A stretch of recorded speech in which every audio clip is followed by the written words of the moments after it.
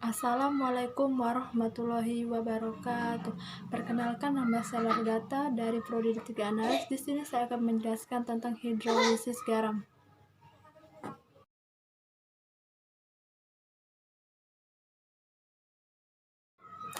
Ada 4 materi dalam hidrolisis. 1.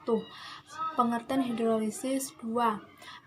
Jenis hidrolisis berdasarkan bentuknya. 3. Jenis hidrolisis berdasarkan garam dan sifat airnya. 4. Hidrolisis dalam kehidupan sehari-hari.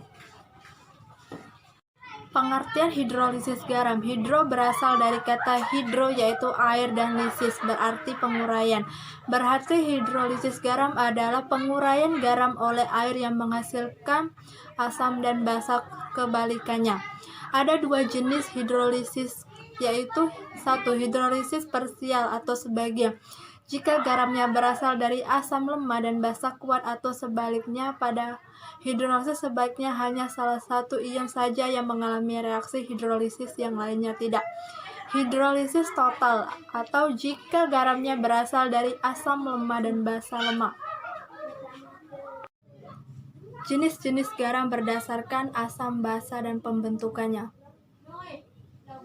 Catatan: garam yang berasal dari asam kuat dan basa kuat tidak mengalami hidrolisis dan bersifat netral. Di dalam air, garam ini mengalami ionisasi sempurna menjadi anion dan kation. Contohnya, garam NaCl. Di dalam air, NaCl terionisasi sempurna membentuk ion Na- dan Cl. NaCl menjadi Na plus Cl. Ion Na berasal dari asam kuat dan ion Cl berasal dari basa kuat, sehingga keduanya tidak bereaksi dengan air. Yang terhidrolisis dalam air dan sifatnya. 1. Garam dari asam kuat dan basa lemah. 2. Garam kuat, asam lemah, dan basa kuat. Garam dari asam lemah dan basa kuat. 1. Garam dari asam kuat dan basa lemah. Di dalam air, garam ini tidak ada terhidrolisis sebagian. Kation dan basa lemah terhidrolisis, sedangkan anion dari asam yang kuat tidak. Contohnya, garam Na2Cl. Dalam air, NaCl terionisasi sempurna membentuk ion Cl dan Na4. NaH4Cl menjadi Na4 plus Cl. Reaksi hidrolisis adalah NH4 plus H2O menjadi NH menjadi H2O. Penentuan pH. Contohnya, larutan garam yang bersifat asam dan NH4Cl, NH4Br, NH4 2SO4. Untuk garam yang memiliki satu kation seperti H4Cl, NH4Br berlaku NH4Cl menjadi NH4 plus Cl-. Reaksi hidrolisis sebagai berikut. NH4 plus H2O menjadi NH4O plus H+. Tatapan keseimbangan dari reaksi hidrolisis disebut tatapan hidrolisis dan dilambangkan dengan KH. KH sama dengan NH4O plus H plus garing NH4 plus.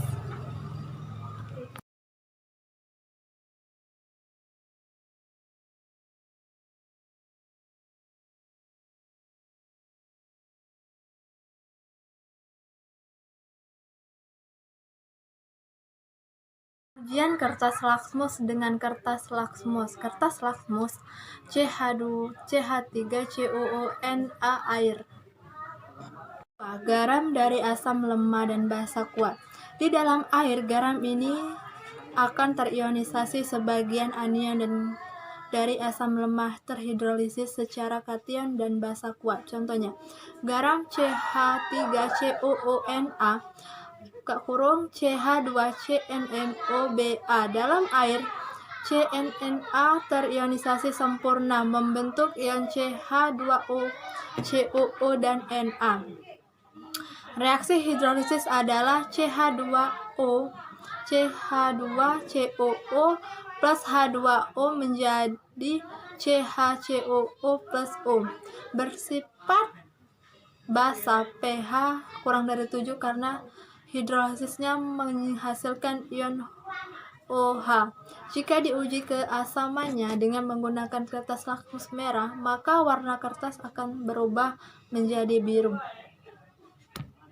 Ini adalah gambar-gambar tentang hidrolisis garam nomor 2. Ujian kertas lakmus dengan kertas lakmus. Kertas lakmus CH3COONA air. Sifat asam pH kurang dari 7 karena hidrolisisnya menghasilkan ion H2O+. Jika diuji keasamannya dengan menggunakan kertas lakmus biru, maka warna kertas akan berubah menjadi merah. Garam dari asam lemah dan basa lemah. Baik kation maupun anion dari garam ini akan bereaksi dengan pelarut air hidrolisis total. Contohnya, garam CH3COONH4. Garam CH3COONA4 dalam air akan terionisasi sebagian berikut. CH3COONH4 menjadi CH3COO plus NH4. Reaksi hidrolisis adalah CH3COO plus H2 menjadi CHOO plus O2. NH4 H2 plus H2O menjadi NH plus H2O. Garam dari asam lemah dan basa lemah. Baik kation maupun anion dari garam ini akan bereaksi dengan pelarut air hidrolisis total. Contohnya, garam CH3COONH4. Garam CH3COONA4 dalam air akan terionisasi sebagian berikut. CH3COONH4 menjadi CH3COO plus NH4. Reaksi hidrolisis adalah CH3COO plus H2 menjadi CHOO plus O2. NH4 H2 plus H2O menjadi NH plus H2O. Selanjutnya, CH3COONH4 menjadi CH3COO plus H24+. Reaksi hidrolisisnya adalah CH3COO plus H2O menjadi CH3COO plus OH-. Sifat larutan dengan kertas lakmus. Kertas lakmus CH3COONH air menjadi Ka kurang dari Kb, pH kurang dari 7. Jika air yang digunakan mengandung garam CH2+, terjadi reaksi 2 buka kurung C17H13COO tutup kurung plus Ca2+ menjadi CH2 plus H2H35COO 2 plus H+, sehingga buih yang dihasilkan sangat sedikit. Akibatnya cucian tidak bersih karena fungsi buih untuk memperluas permukaan kotoran agar mudah larut dalam air. 2. Penjernih air. Penjernih air minum oleh PAM berdasarkan prinsipnya hidrolisisnya, yaitu menggunakan senyawa aluminium fosfat yang mengalami hidrolisis total.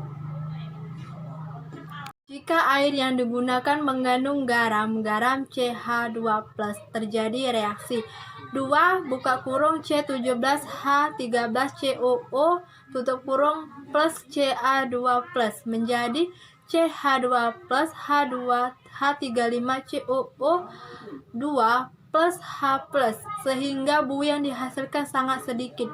Akibatnya cucian tidak bersih karena fungsi buih untuk memperluas permukaan kotoran agar mudah larut dalam air. 2. Penjernih air. Penjernih air minum oleh PAM berdasarkan prinsipnya hidrolisisnya, yaitu menggunakan senyawa aluminium fosfat yang mengalami hidrolisis total. Sekian dari saya akhiri dengan watopik wal hidayah. Wassalamualaikum warahmatullahi wabarakatuh. Thank you.